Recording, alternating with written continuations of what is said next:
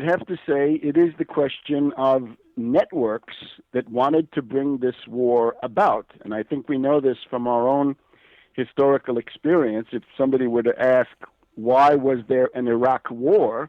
The answer to that would be because there was a network of neocons in government, in publishing, in the news business, in academia, think tanks throughout the society, a network of neocons who wanted that war. And I submit that World War I is quite similar in the sense that you have a network that strives to bring this war about. And this, I think, is the great taboo. The network in question is the network assembled personally by Edward VII of Great Britain. Certainly the most successful political operative, the most active political player that the House of Hanover or Windsor has produced in the last 300 years. And all of this activity starts when Edward VII was Prince of Wales. Now, his mother was Queen Victoria, and Queen Victoria, as you know, stayed on the throne for a very long time, right? He used to say that religion talked about an eternal father, but that he seemed to have an eternal mother. She wouldn't die, right? Maybe Prince Charles today knows something about this. But Edward VII had to serve as Prince of Wales for a very long time, essentially for 40 years, from about 1860 until about 1901, when Queen Victoria passed away. So for 40 years, the principal activity of Prince of Wales, later Edward VII, was to assemble a network. I would like to put that network at the center of this consideration because I think this is what I have understood that most of the academic historians refuse to point to because, of course, they'll say this is a conspiracy theory, but there's ample documentation from the time. And it's especially the idea that he's got 40 years of preparation and then about 9 to 10 years on the throne as King of England, Emperor of India. That's 1901 to 1910. So, of course, he's dead before the war starts, before 1914, but the actual waging of World War I, the provocation and launching of World War I, is carried out in just about every case by his protégés, people whose careers King Edward had created. And that includes his own son, George V, who we now have documents saying that George V told Sir Edward Grey, the British foreign minister, at the height of the crisis in July, August 1914, that Britain had to find a way to get into war, right? So that puts George V in the pro-war party. So in order to understand this, we'd have to go through a whole series of royal marriages, dynastic alliances, but above all, Freemasonic lodges. This is the principal way that King Edward VII, including as Prince of Wales, carried out his power. He was the head of the Scottish Rite Freemasonry, the dominant one in Britain. It's also the dominant one in the United States. And he had sealed a Freemasonic alliance with the Grand Orient, dominating in France, Italy, Spain, Portugal, much of the Mediterranean, with Freemasonic lodges into Turkey and Russia and other parts of the world. And this is also a network to spread irrationalism among populations, right? It's a network of occultists, irrationalists, mediums, clairvoyants, people like Madame Blavatsky or Annie Besant, the Theosophists, and then a split off from them, I'm afraid. There's a lot of evidence that the anthroposophes of Rudolf Steiner also fit into this pattern. But he's also got military cliques, the famous round tables, right? Lord Milner and his Imperial Round Table. That's a kind of kindergarten, not so much for Milner as for Edward VII. And terrorism, underground networks that can carry out assassinations, and we'll get to a list, I hope, before too long. So this network is the thing that wants war. Now, how do I get this? Just briefly on the sources. There is a literature on this from real time. In other words, not just after World War I, although there's also that, but in particular during the run-up to the war and during the war. And these are available in a book which you can get from Progressive Press of California. And this is called La France Conquise. To get much out of this, you got to know French. You got to be able to read French at least. This is a book of about 125 pages, written by Émile Flourens, Flourens, and he was a French foreign minister, a former foreign minister, who wrote about how King Edward VII dominated both England and France, because that 40-year period as a royal rake, right, when he was sowing his wild oats, a lot of that was in Paris. A lot of that was on the French Riviera. So the basic idea that Edward VII was pursuing a policy of encircling, isolating Germany, and then setting up a war against Germany is documented there. We've also got a Belgian diplomat by the name of Grindel. We've got a Swiss religious figure, a kind of a Protestant ideologue by the name of Bolliger. We've also got any number of other sources that are in the real time, right? That there is this Freemasonic mobilization going on. And I guess we also have to say the network includes the press, the media, in particular Lord Northcliffe, sort of the Rupert Murdoch of those days.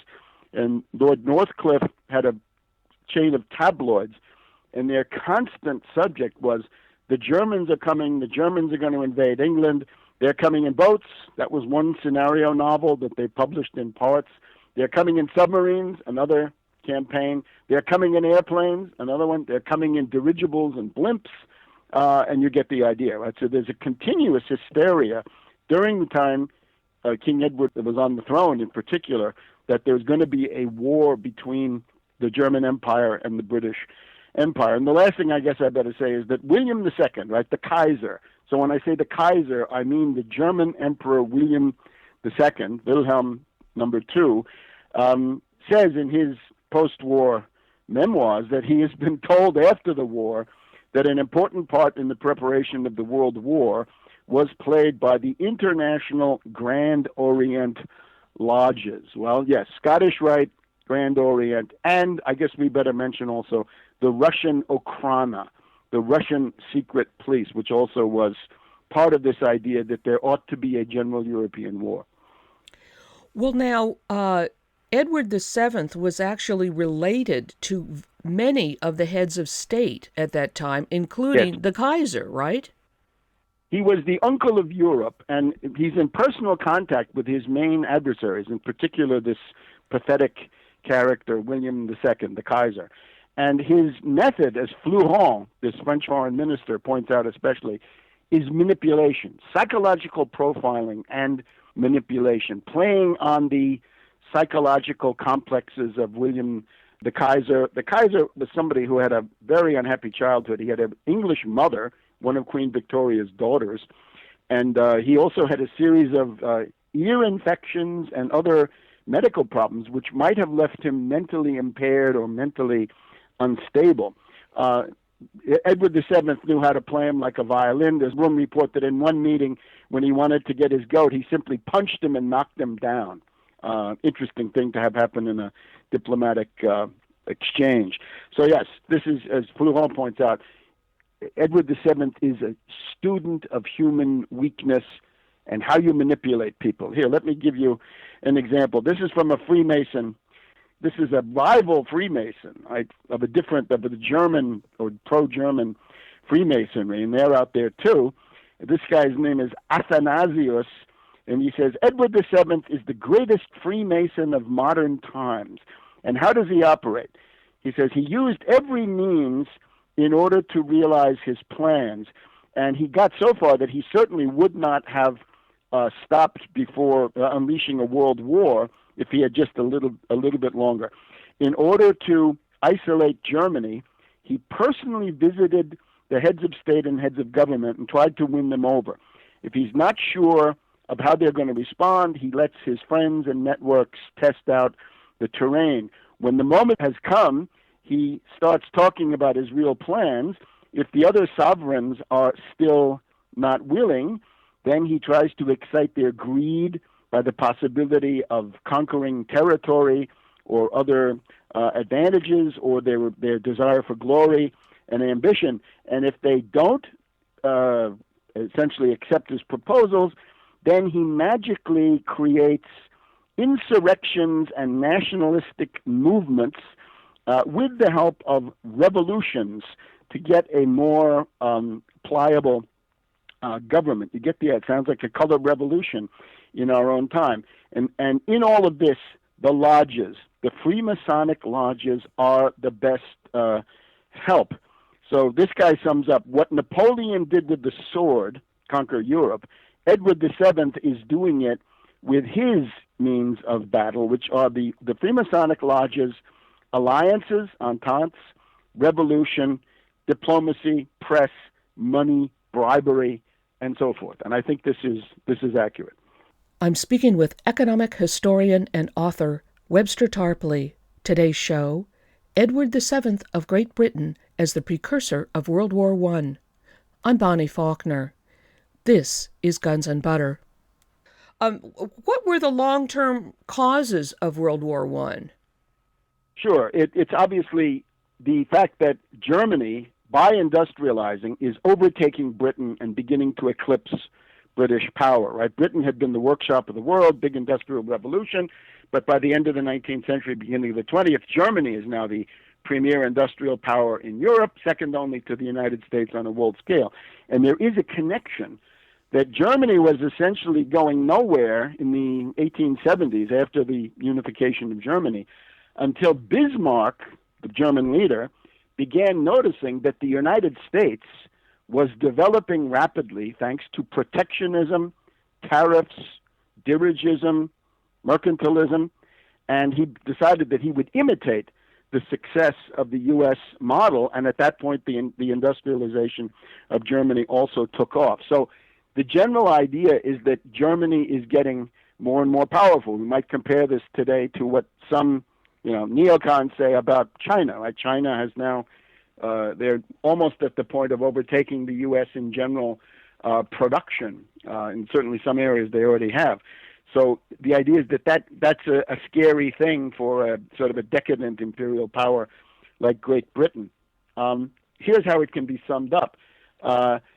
This Baron Grindel that I mentioned, he says that King Edward spent all of his time organizing ententes with everybody in the world against Germany, but at the same time, Edward VII was not capable of naming a specific grievance against Germany. In other words, what is it that you don't like, right? What is it that you're so, upset about? And I guess the best answer to that comes from Edward VII himself. This is a meeting of Edward VII in 1906 with the German foreign minister and other German officials. And Edward comments, "There are no frictions between us. There is only rivalry." In other words, there's nothing Germany could do except, not be a developed, highly industrialized country. There's no specific territorial concession. Some people would say, well, there was a fleet. Yes, I guess there was a fleet. This was very unfortunate, right? The silly Kaiser wanted to have a colonial empire. Therefore, he thought he wanted a fleet. This was crazy. He should have focused on his land forces. That is what Bismarck said, right? Bismarck said, I'll tell you what my map of Africa is. He says, there's France here, Russia there, and Germany in the middle, and that's all I want to know about. I'm not interested in colonies. But, of course, Edward VII would always, try to impress the Kaiser. Look, I have this wonderful empire. You have nothing. Ha ha. So the poor Kaiser, with his inferiority complexes, would then have to try to get some territory in Central Africa, which really didn't amount to anything.